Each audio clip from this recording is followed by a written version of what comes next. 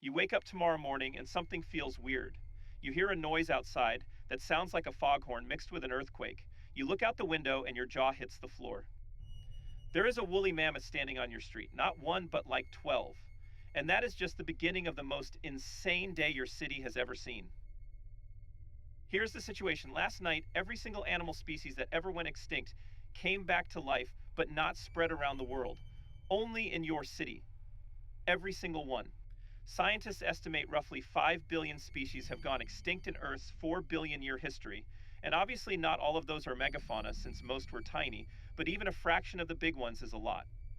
Let's say for this video the realistic scary ones show up, the ones big enough to matter, and we are still talking thousands of species, and they all appeared at midnight, right in your city.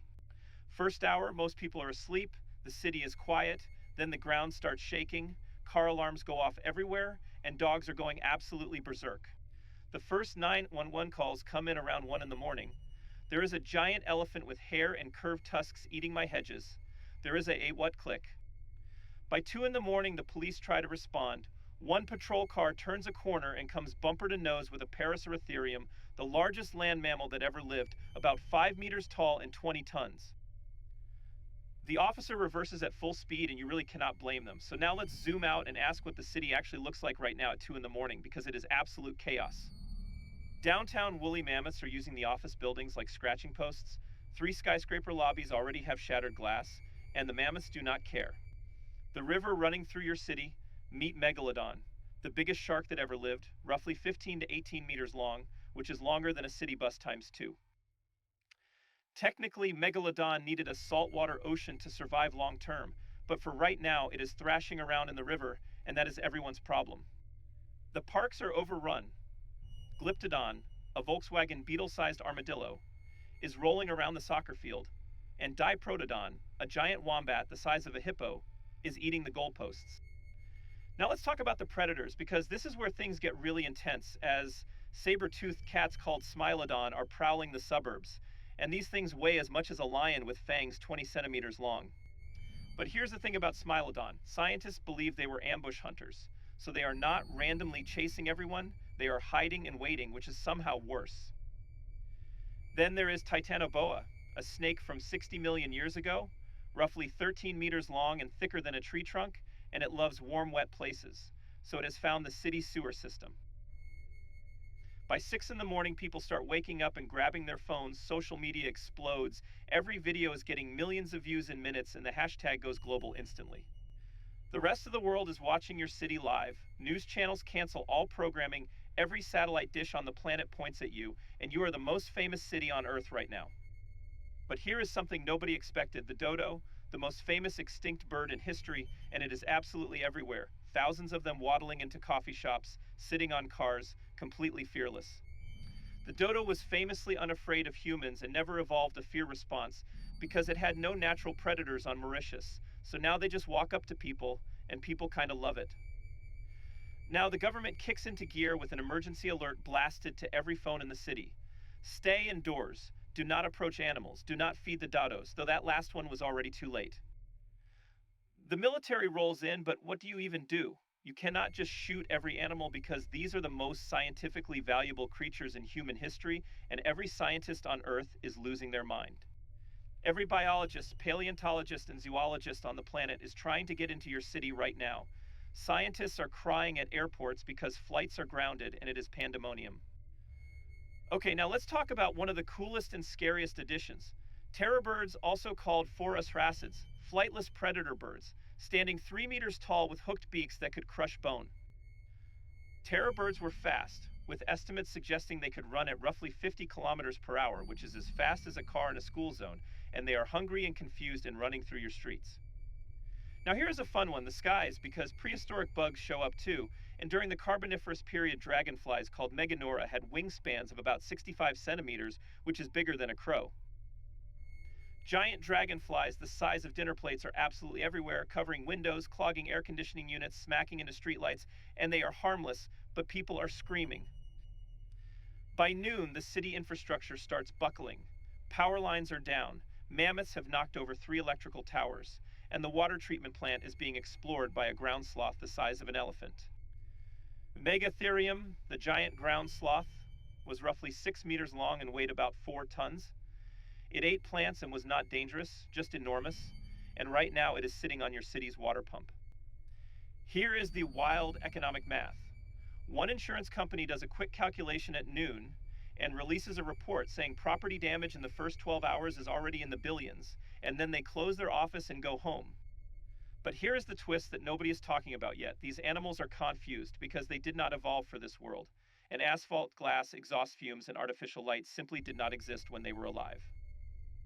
Many of them are stressed and disoriented, and stress behaviors in large animals are dangerous, since a scared 6-ton mammoth is more dangerous than an angry one, and scientists know this even if the government does not.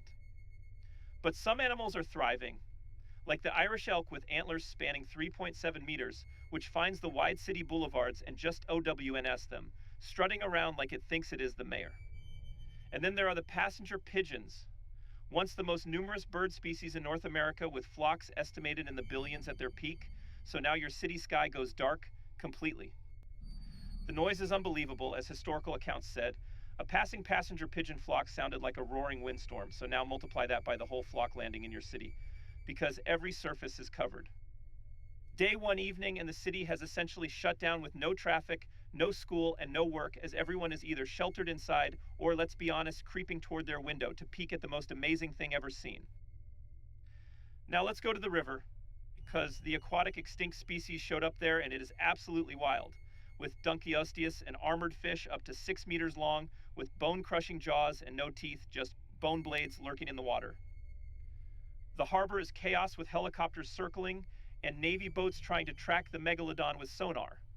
But it keeps bumping the sonar buoys out of curiosity, and the Navy is very unhappy.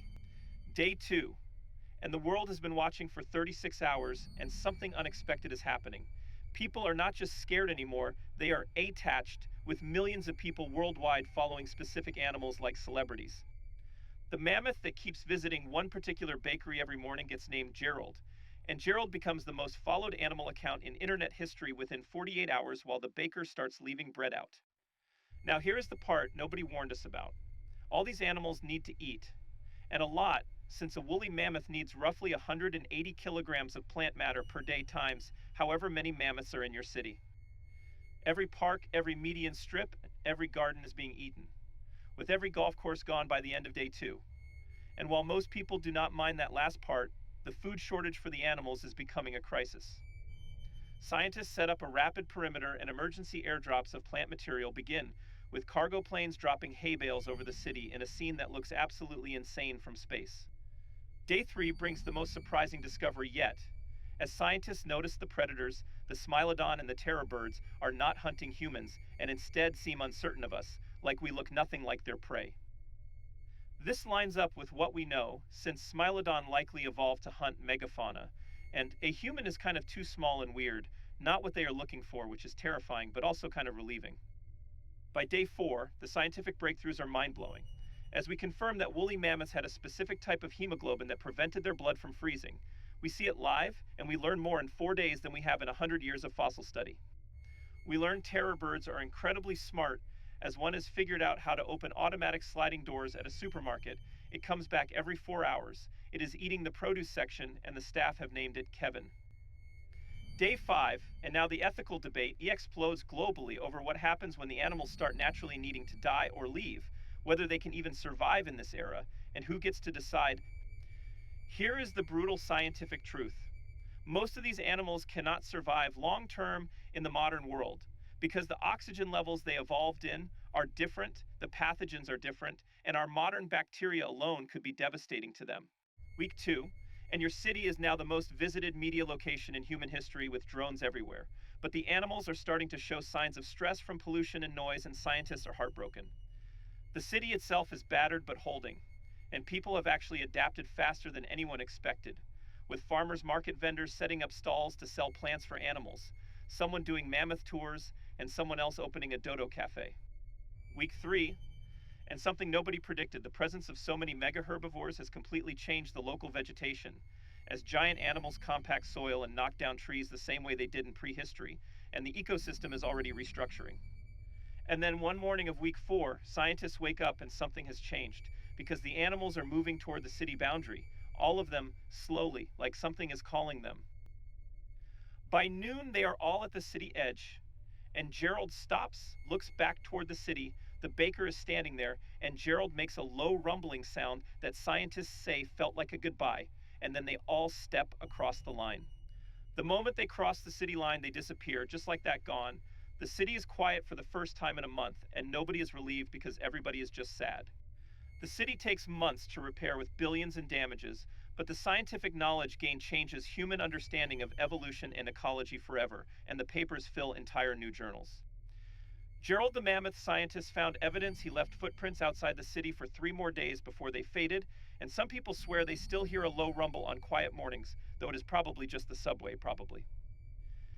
Here's the thing that really sticks with you. We drove these animals extinct through hunting, habitat destruction, and climate shifts we caused, and the second we got them back, even for a month, we named them, we loved them, and we cried when they left. There are roughly 1 million species at risk of extinction right now today in the real world, not in a what if, and we do not need a magic overnight event to save them because we just need to actually try. So here's your question. Your city, 1 month, every extinct animal ever, terror birds, mammoths, megalodon in the river, giant dragonflies everywhere, and Kevin, the terror bird, raiding your supermarket. Would you stay or would you run? If you want more wild what ifs, hit subscribe and come check out the channel.